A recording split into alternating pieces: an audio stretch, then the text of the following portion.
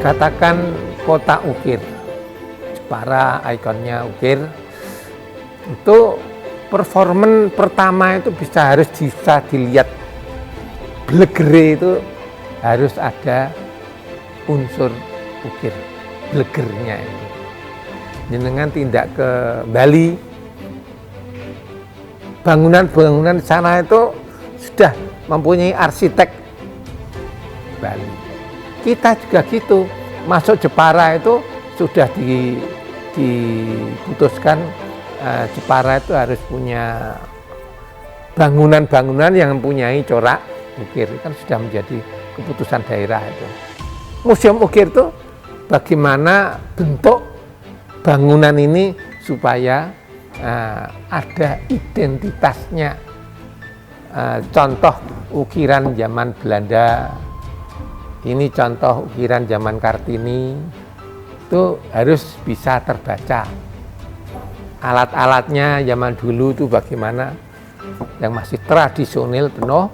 Sekarang sudah ada asimilasi dengan teknologi.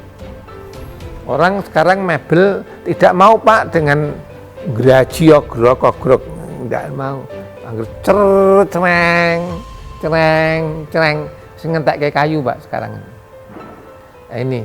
Jadi sekarang itu teknologi sudah masuk, tinggal kerjasama antara daerah dengan museumnya dan lembaga pendidikan dengan SMIK-nya.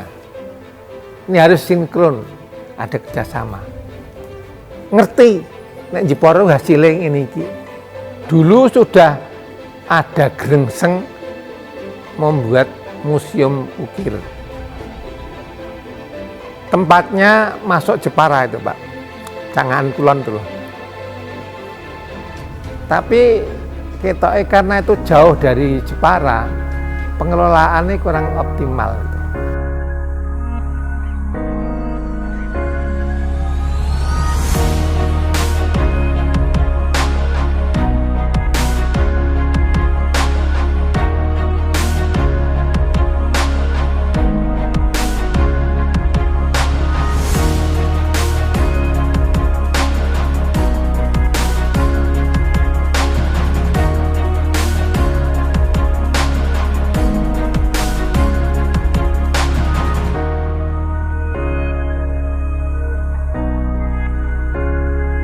Dua tahun yang lalu tuh Jepara gawe gapura Jepara seperti gapura ukir gitu ya. Pada waktu pertama dipasang tak kritik, Jepara nggih gapura kok ukire kaya ngono. Apa ndak ada mediasi ke STM atau SMIK? Konsultasilah, gawe gapura itu untuk ukir yang perlu ditonjolkan apa? Oh, tugu nang ngarep PLN itu kaya kulkas. kurang monumental yang tinggi gitu. Tugu itu mestinya dari jarak 100-200 meter itu sudah ketok. Kita pertama melihat sejarahnya Pak. Keberadaan museum seperti kandang sapi itu keberadaannya lahir sekitar tahun 30-an. Ruang itu adalah yang dulunya ruang kantor, setelah kantor dikembangkan menginduk ke lajur sekolahan itu, terus itu dijadikan khusus barang-barang hasil sekolah.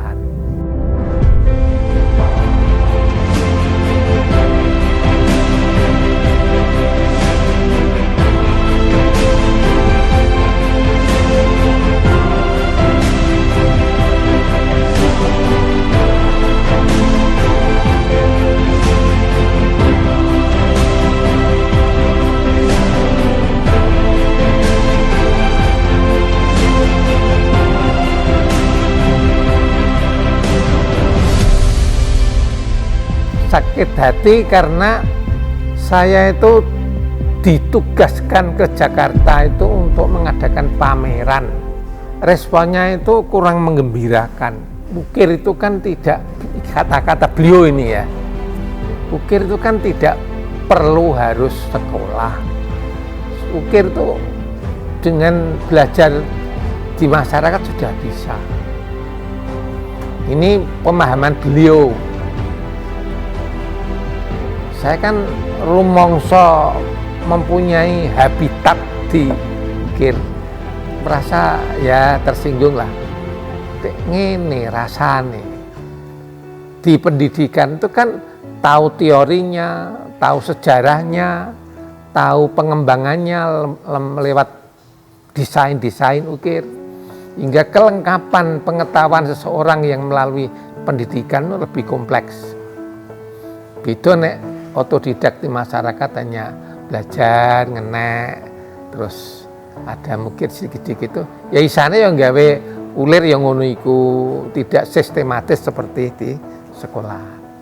Sebab sampai sekarang Pak, saya melihat bapak-bapak kita di kabupaten itu jarang yang pikirannya itu